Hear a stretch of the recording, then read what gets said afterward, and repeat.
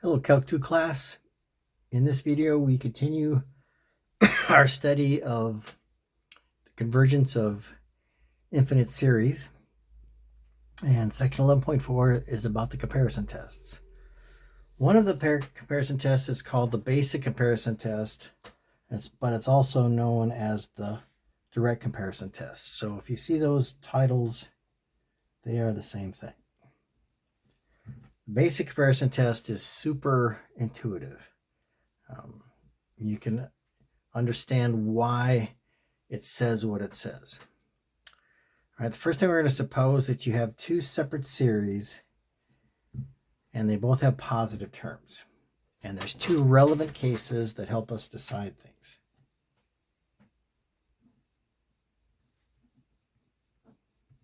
So the first thing is we're going to suppose is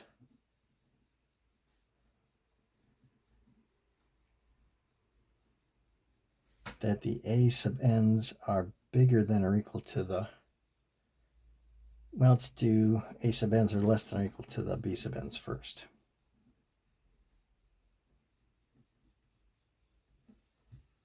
Okay. So if you add up these values, they'll be less than or equal to what you get if you add up those values.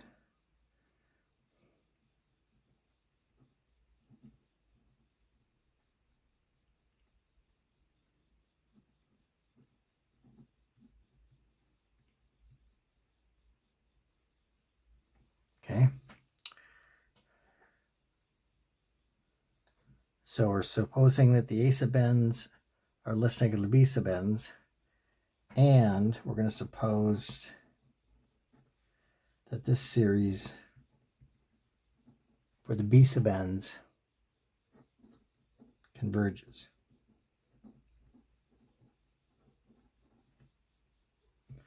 Okay, well, if it converges, then this is a finite number.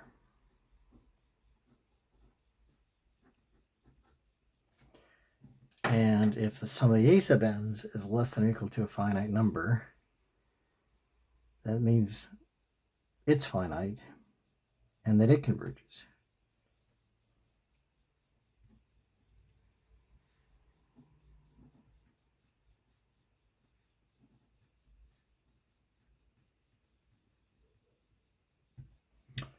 Okay. Now we're going to point this the other direction. And we're going to instead suppose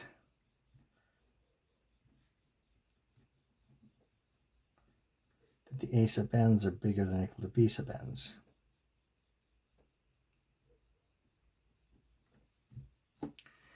Which means if you add up this list of numbers, it'll be bigger than or equal to what you get when you add up this list of numbers.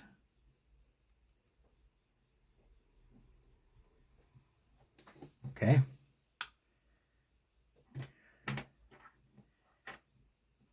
And also suppose this time that the sum of the b sub n diverges.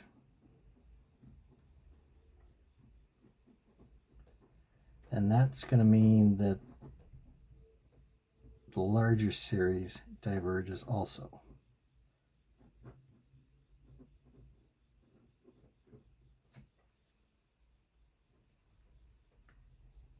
And why would that be? Well, if you say the sum of the b sub n diverges, that means that this sum adds up to infinity. And since this one is bigger than or equal to that one, this one is also greater than or equal to infinity. So that's why that series diverges. So, and then that's very intuitive. You know, you're just making a comparison, and if something's too big, it tells you something. If something is small enough, it tells you something. So namely, here's what you're doing. You compare your given series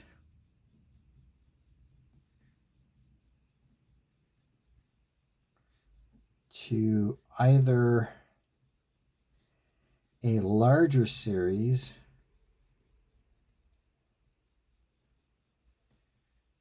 that converges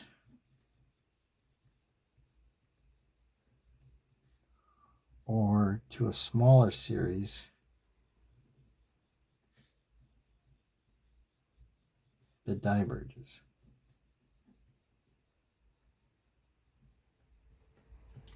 And we're going to take a look at a couple examples, or an example to explain how that works. That means you have to be able to compare it to a series whose convergence you know. The two most popular series to use for the comparison tests are the p-series and the geometric series, because we know what those do. There aren't that many that we know in advance what they do. The two most popular comparisons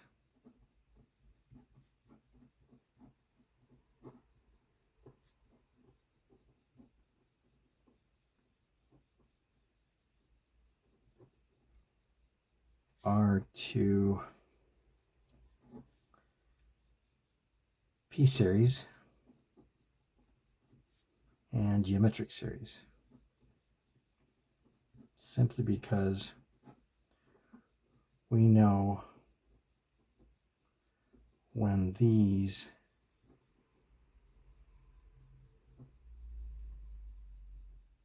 converge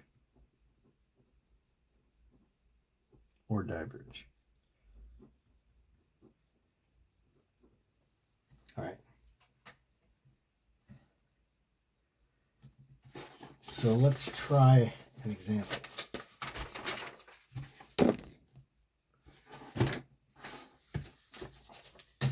And I'll also remind you what the geometric series and p-series are. So for geometric,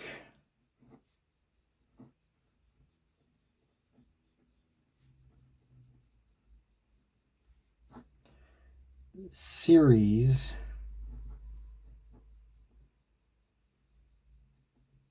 r to the n equals 0 to infinity converges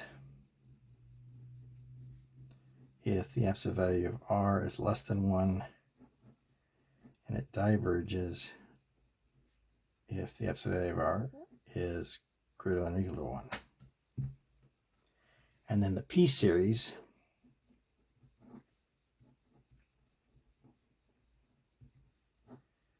looks like this. Just 1 over into the p, that's what we call the p-series.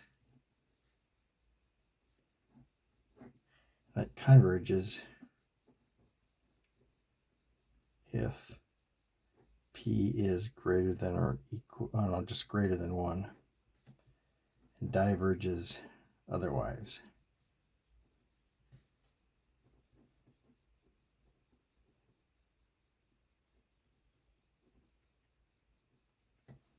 Okay, so here's an example.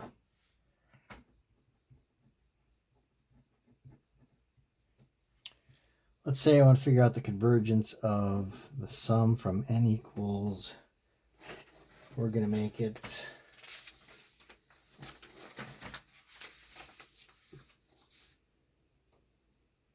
1 to infinity of 1 over n to the 4/3 plus n. I don't know what this series does, but I want to compare it to something that's easier than whether it converges or diverges. It looks a lot like a p-series, and if this term was there and this one wasn't, it would be a p-series. And if this one was here and that one wasn't, it would be a p-series. So I'm going to compare it to one of those terms, but this one has the higher power, so this one is the dominant term.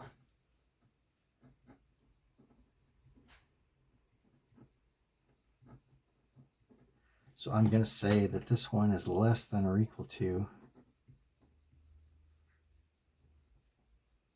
1 over n to the 4/3. Which is true because this guy has a bigger denominator, so its ratio is smaller. This guy is a p-series with p equal to 4/3. That's bigger than 1, so it converges. Okay. In order to be convergent, this guy has to be a finite value. So if this series is less than or equal to a finite value, then this one is also a finite value, which means it's not infinity, so it converges.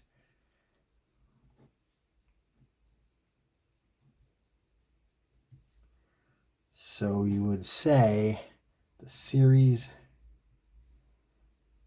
converges by basic comparison test. Okay, so there's one example. Let's try another one.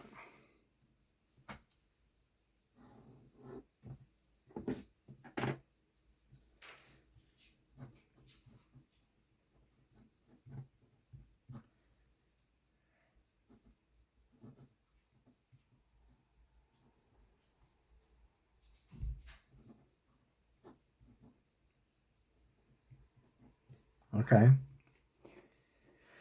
So the top's really simple. It's just n squared. And then the bottom is not that complicated, but it'd be simpler if I only had one term. Between the n cubed term and the 7, this guy's the dominant part of the expression because it gets bigger when the n gets bigger, and that one just stays 7. So this guy's the dominant term of the bottom. So I'll compare it to something that has just n cubed in it. Oh, except this will go bigger than or equal to. Now the reason I'm saying that is because this guy has a smaller denominator because you're subtracting 7. So this guy's a bigger denominator, so this ratio is smaller. So this guy, what I'm noticing, has a smaller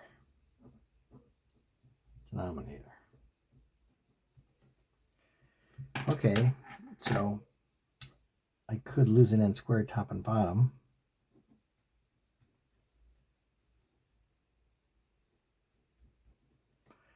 But that again is a p-series, and it diverges because the p is 1, which is not bigger than 1.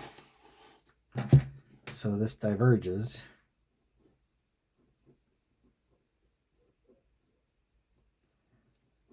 Since a p-series with p equal to 1. Okay, so if that diverges, that means it must add up to infinity. And this one is then bigger than or equal to infinity. So this has to be infinity also because it's bigger than the other one.